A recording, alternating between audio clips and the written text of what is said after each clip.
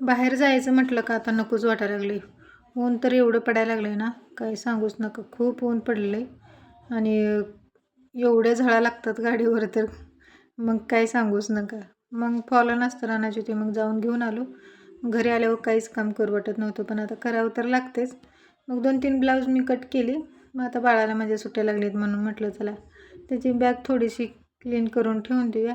बघते तर काय सगळ्या चिंचचे जे टलपरच होते त्याच्यामध्ये.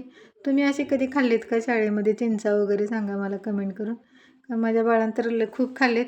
आजूबाजूला झाडंच आहेत त्याच्या शाळेच्या, त्यामुळं खूप त्यानं चिंचा खाल्लेत. मग तेलकट खडू वगैरे सगळं त्याचं सामान काढून घेतलं मी आणि आणू बसली होती माझी इथं फॉल गुंडाळत. तर धुवून ठेवले होते. मग म्हटलं एक तरी काम हलकं होते. तर उन्हाचं तरी नकोच वाटते कोणतं काम पण करायला.